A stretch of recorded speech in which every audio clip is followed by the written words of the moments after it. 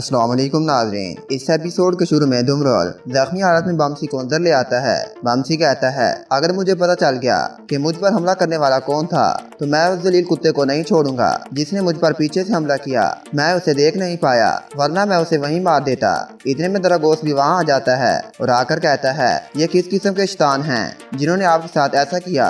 ऐसा करने की हिम्मत किस में हो सकती है? इतने में अतलू साहब भी वहाँ आ जाती हैं। बमसी कहता है, भाई मुझे माफ कर दें, वो आदमी मेरे हाथ से निकल गया, नहीं तो मैं उसके साथ अपनी तलवार पर लटका देता। जब मैं उस आदमी को ढूंढने के लिए उसकी दुकान पर पहुंचा तो उस वक्त वो पहले ही जख्मी हालत में जमीन पर पड़ा हुआ था।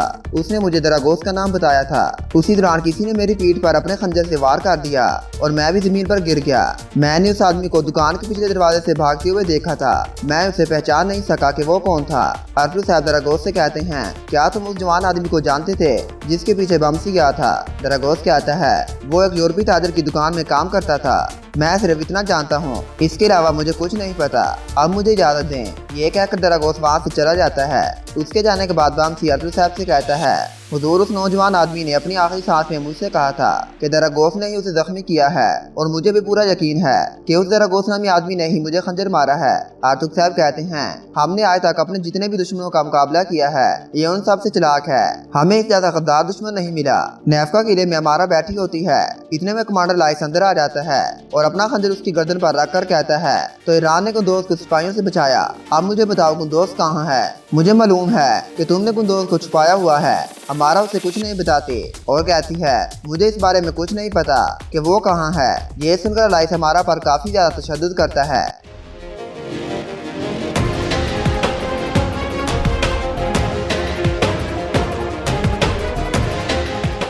सराय में अलबिलगाय खून बैठी होती है। इतने में दरागोस उसके पास आ जाता है और आकर कहता है, आप गुंदोज को लाए बगैर क्यों वापस आ गईं? अलबिलगाय कहती है, गवर्नर की बेटी ईरान ने उसे बचा लिया।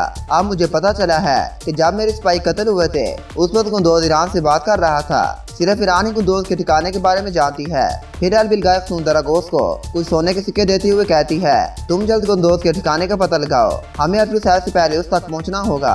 दरागोस कहता है, मैं अपनी पूरी कोशिश करूंगा। नेफका किले में तुर्गत पहुंच जाता है। कमांडर लाइस उन्हें रोककर कहता है, तुम यहाँ क्यों आए हो? तुर्गत कहता है, मैं यहाँ गवर्नर जान से मिलने आया हूँ। अतलू साहब ने ये फरीदा मुझे सौंपा है। ये सुनकर लाइस उन्हें अंदर ले जाता है।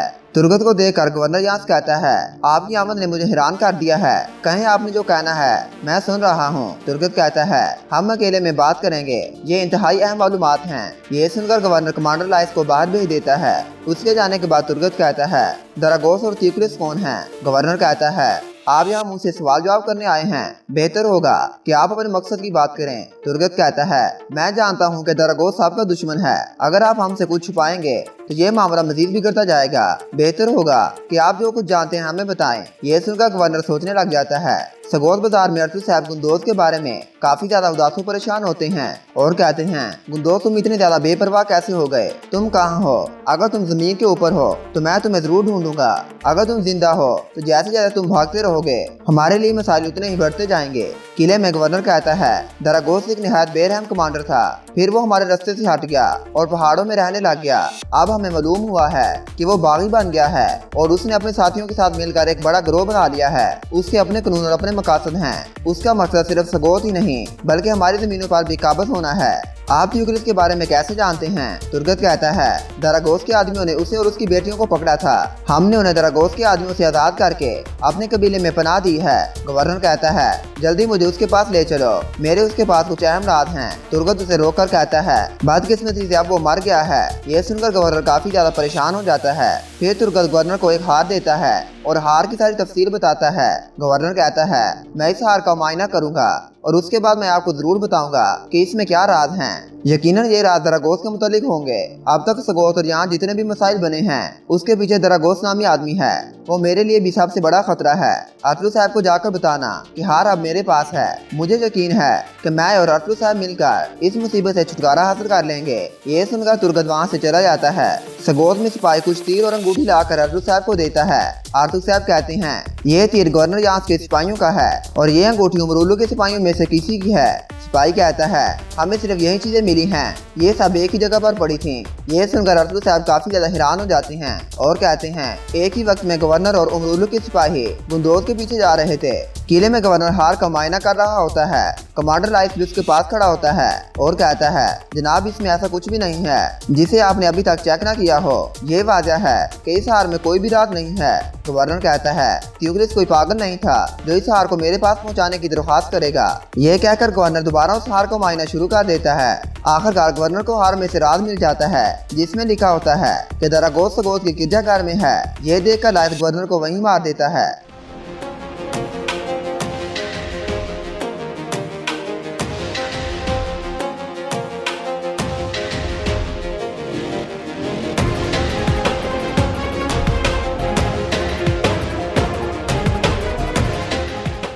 सगोत में अरसलू साहब कहते हैं, ये मुझे नहीं पता कि गवर्नर के सिपाही किसके पीछे थे, लेकिन मुझे ये जरूर पता है कि अमरूलू के सिपाही गुंदोज के पीछे थे।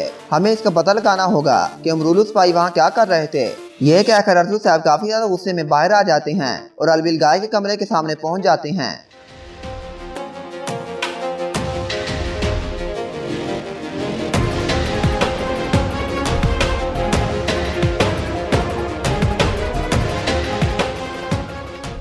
अरसलू साहब अलबिलगाय खतून से कहते हैं, मेरा बेटा गुंदोज कहाँ है। अलबिलगाय खतून कहती है, ये आप मुझसे क्यों पूछ रहे हो, ये तो आपका काम था। अरसलू साहब अलबिलगाय खतून को तीर और अंगूठी दिखाकर कहते हैं, जब मेरे सिपाही गुंदोज की तलाश में गए उन्हें ये चीजें मिली हैं और आज सुबह ही आप वहाँ से आई हैं। अब बताएं मेरे बेटे के साथ आपने क्या किया है। अलबिलगाय कहती है, मैंने आपके बेटे को तलाश करके गिरफ्तार कर लिया था। मेरी तलवार उसकी गर्दन पर थी। उसी दौरान ईरान अपने सिपाहियों के साथ वहाँ आ गए। उसने आपके बेटे को मुझसे बचा लिया। फिर वो दोनों वहाँ से भाग गए हैं। आज तो आपका बेटा मेरे हाथों से निकल गया है, लेकिन मैं जल्द उसे पकड़ कर सजा दूंगी। अरसलू साहब कहते हैं, आपने कहा था कि आप इंसाफ चाहती हैं, फिर आप तलवार लेकर मेरे बेटे गुंदोज के पीछे क्यों गई और आपने मेरे बेटे को कैसे ढूंढा।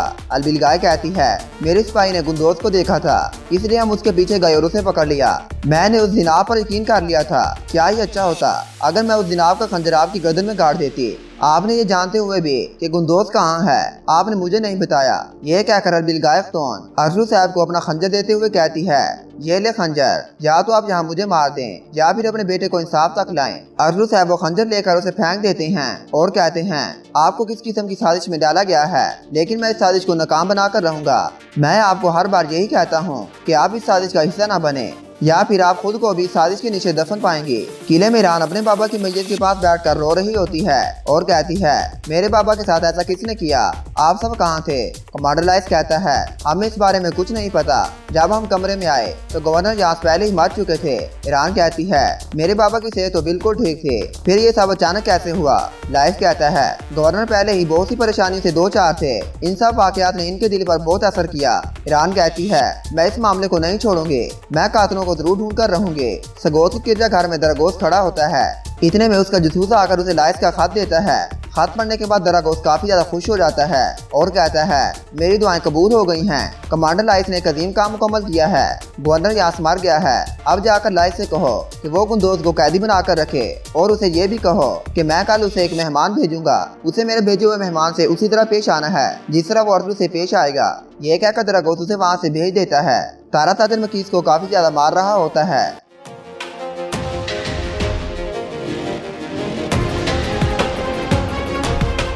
और कहता है, तुमने सिपाहियों को उस जवान की दुकान में भेजने का सोच भी कैसे लिया। ताजर मकीस कहता है, मुझे क्या पता था कि वो जवान तुम्हारा आदमी है। तारा ताजर मकीस को काफी ज्यादा मारने के बाद उसे उसकी बीवी और बच्चे के बाल दिखाता है और कहता है, आज के बाद अगर तुमने ऐसी कोई भी गलती की तो मैं इन दोनों को मार दूंगा।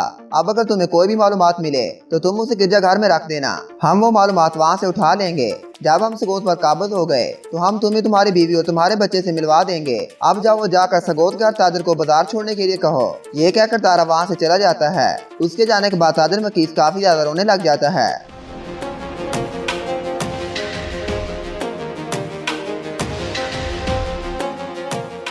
बामसी अपने खाने में बैठा होता है और कहता है, एक बार वो दलील मेरे हाथ लग जाए मैं उसे नहीं छोड़ूंगा। फिर बामसी अपने बेटे आइब्रस से कहता है, बेटा क्या तुम एक जंगजू के तौर पर मेरा इंतकाम नहीं लोगे। आइब्रस कहता है, बाबा पहले मैं इस किताब से आपके जख्मों का इलाज ढूंढूंगा, फिर जंगजू बनने के बारे में सोचूंगा। ये सुनकर बामसी कहता है, मुझे इस जख्म ने इतना दर्द नहीं दिया जितना दर्द मुझे मेरे बेटे की बातों ने दिया है। और यहाँ पर इस एपिसोड का इख्तिताम हो जाता है।